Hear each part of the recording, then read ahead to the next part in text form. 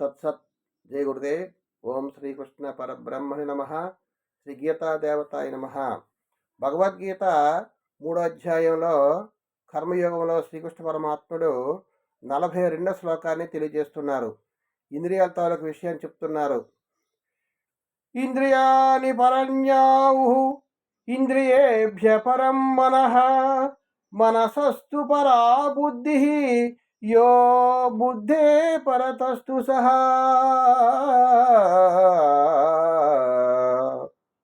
స్థూల శరీరము కంటేనో ఇంద్రియములు బలీయములు, సూక్ష్మములు శ్రేష్టములని పేర్కొందరు. ఇంద్రియముల కంటే మనస్సు, దానికంటే బుద్ధి శ్రేష్టమైనది. ఆ బుద్ధి కంటేను అత్యంత శ్రేష్టమైనది, సూక్ష్మమైనది ఆత్మ.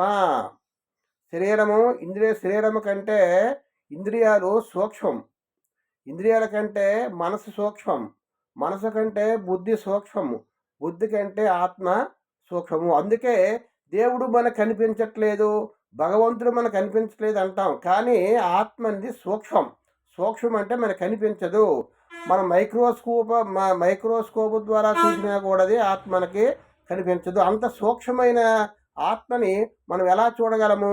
అందుకు మనకేంటంటే దేవుని యందు మనకు కొంతమందికి విశ్వాసం ఉండదు. దేవుడు లేడు, మనకు కనిపించలేదు అని అంటారు. కానీ కనిపించలేడు అంటే అర్థం ఏంటంటే సూక్ష్మం. ఇంద్రియాలకే భగవంతుడు కనిపించడు, ఇంద్రియాలకు కనిపించడు. మనసుకి అతీతమైన వాడు, బుద్ధికి అతీతమైన వాడు, ఈ శరీరానికి ఈ అతీతమైనటువంటి ఈ ఆత్మని గురించి చెప్తున్నారు పరమాత్మ. స్థూల శరీరం కంటేనూ ఇంద్రియములు బలీయములు, సూక్ష్మములు శ్రేష్టములు అని పేర్కొన్నారు. ఇంద్రియముల కంటేను మనస్సు, దానికంటే బుద్ధి శ్రేష్టమైనది.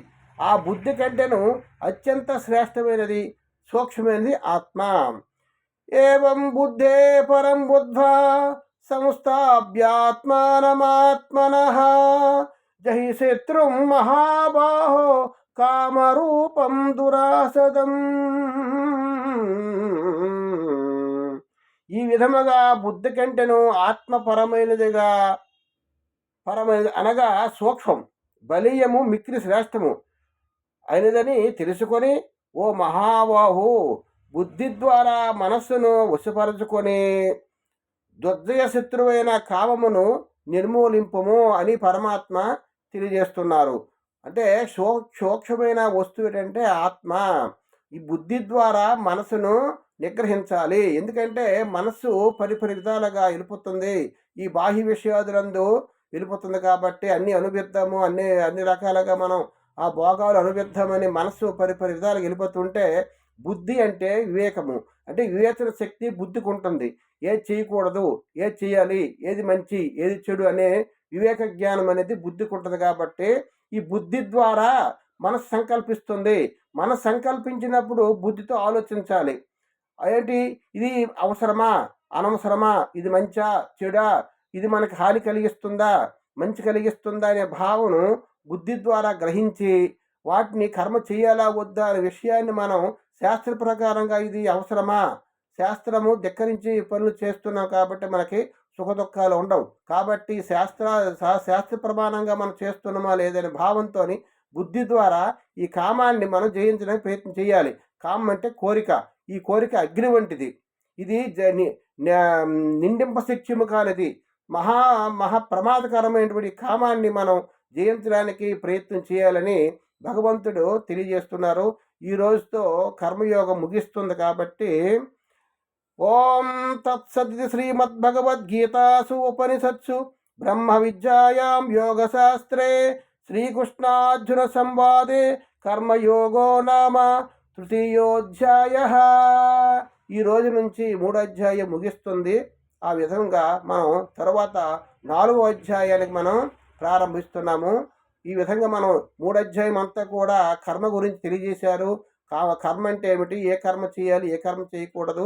భగవంతుడు కూడా ఈ దృష్టిలో నేను కర్మ చేయకుండా చేస్తే కర్మ చేయడం వల్ల అందరికి కూడా ఉపయోగం ఉంటుంది. కాబట్టి నా కర్మ దేన్ని పొందవలసింది కానీ పొందరాంది కానీ నాకేమీ లేదు. కాబట్టి నేను కర్మ చేస్తున్నానని భగవంతుడు తెలియజేస్తున్నారు.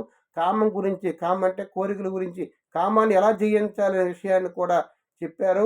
తర్వాత కాము తాలూకా ఆశ్రమాన్ని ఎక్కడుంది ఆశ్రమం అంటే కామం ఎక్కడ ఉందంటే మనసు, బుద్ధి, చిత్తములో ఈ కామం ఉంది కాబట్టి మొట్టమొదట మనం ఇంద్రియాలు నిగ్రహించే ప్రయత్నం చేయాలని కృష్ణ పరమాత్మ తెలియజేశారు. ఈ విషయాన్ని మనం ప్రతి ఒక్కరం కూడా అభ్యాసం చేయడానికి, సాధన చేయడానికి, విచారణ చేసి అనుష్ఠానం చేసుకోవడానికి మనం పరమాత్మని నిరంతరం కూడా ధ్యానిస్తూ ఈ కార్యక్రమంలో కూడా మనం పాల్గొని నిరంతరం కూడా భగవద్గీత చదవాలని మరి మనం చెప్పడం జరుగుతుంది. హరి ఓం తత్సత్ జై గురుదేవ్.